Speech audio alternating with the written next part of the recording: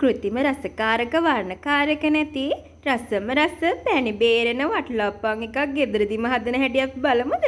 මෙන්න මෙහෙම තමයි අපි වටලප්පන් හදන්නේ.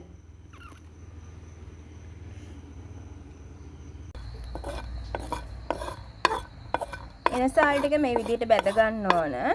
මම ගන්නේ අවශ්‍ය වෙලාවට අවශ්‍ය ප්‍රමාණය විතරයි ගන්නෙ. මොකද මේ වගේ සුගඳ නැති වෙනොත් තියාගන්න බෑ. ඒ වෙලෙට මම මේ විදිහට බැදලා කුඩු කරලා තමයි ගන්නෙ. හොඳට පිම්බිලා තියෙනවා. හොඳට බැදිලා. මේ තියෙන හකුරු ටික හකුරු අපි හීන් වෙන්න කපා ගන්න ඕනි.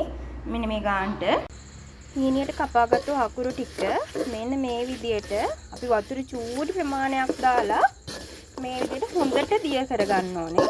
මේ කැට නැති වෙනකන් හොඳට දිය කරගන්න ඕනේ. ඔයාලට පේනවද? දැන් හොඳට දිය වෙලා තියෙන්නේ. එනි ටික අපි දැන් මේ වෙලාවේදී හොඳ උක්කු පොල් කිරි ටික දානවා.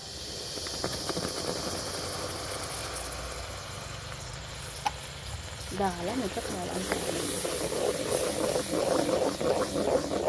දැන් මේක ටිකක් වෙලා තියලා අපි මේක නිවෙන්න තියන්න ඕනේ. හොඳටම නිවෙන්න දෙන්න ඕනේ. මම මේ වෙලාවේදීම මෙන්න මේ එනසාල් කුරුතු අපි බැදගත්තු එනසාල් කුරුතු ටික මේකට දා ගන්නවා. දාලා හොඳට කවලම් කරන්න ඕන.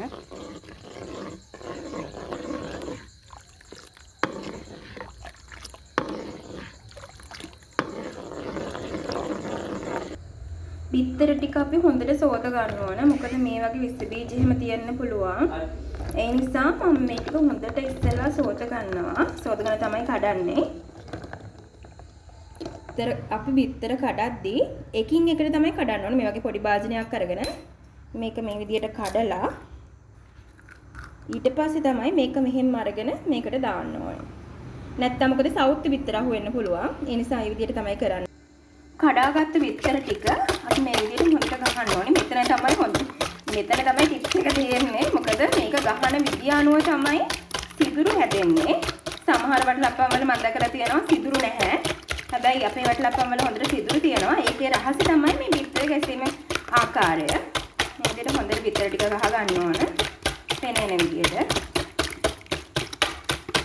ඊට පස්සේ මේ බිත්තර ටිකට අපි අර කලින් හදාගත්තු පැණි මිශ්‍රණය මේ විදියට අපි එකතු කරන්න ඕනේ. ඒක එකතු කරලා අපි මේක චුට්ටක් මික්ස් වෙන්න පොඩ්ඩක් කවලම් කරගන්න ඕන.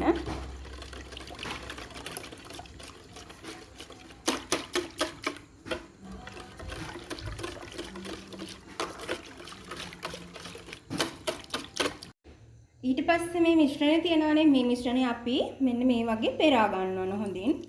මොකද මේකේ අපි එනසාල් දැම්මා, කුරුතු දැම්මා, ඒ වගේ කුඩු තියෙනවා. එතකොට මේ සමහරට බිත්තර කටු තියෙන්න පුළුවන්. ඒ නිසා අපි විශේෂයෙන්ම කරන්න ඕනේ මේක පෙරා ගන්න එක. දැන් තියෙන්නේ අපේ අවසාන ස්ටෙප් එක. දැන් කරන්න තියෙන්නේ මෙන්න මේ වගේ කප් ටික තියලා මේවට මේකේ කට ගාවට එනකම් මේ විදියට දාන්න තමයි තියෙන්නේ.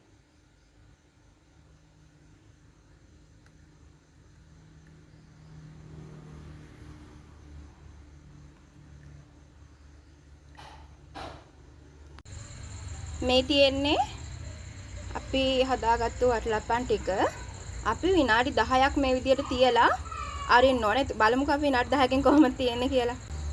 මේ තියෙන්නේ විනාඩි 10කට පස්සේ වටලප්පන් ටික. මේක එකපාරක් ඇරලා ආයි මේ හොඳට සිදුරු තියෙනවා.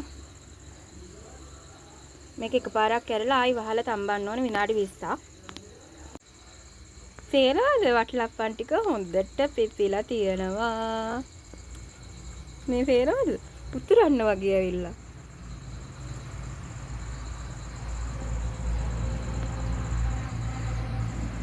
දැන් අපි මේ ටික බාලා නිවෙන්න තියමු ෆ්‍රිජ් එකේ දාලා.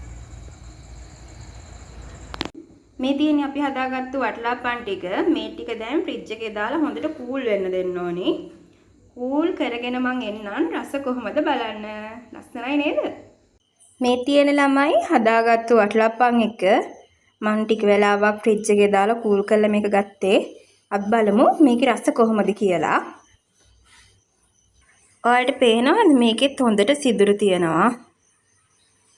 අපි බලමු කොහොමද මේක ඇතුලේ කියලා. මේ පැණි හැම හොඳට තියෙනවා.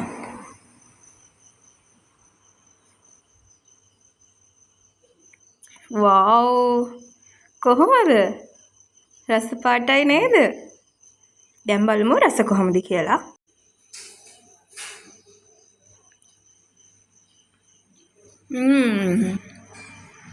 ගොඩක් රසයි.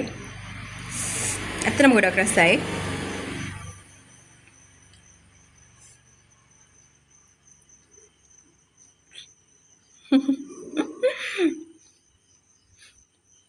පැණි හොඳටම තියෙනවා.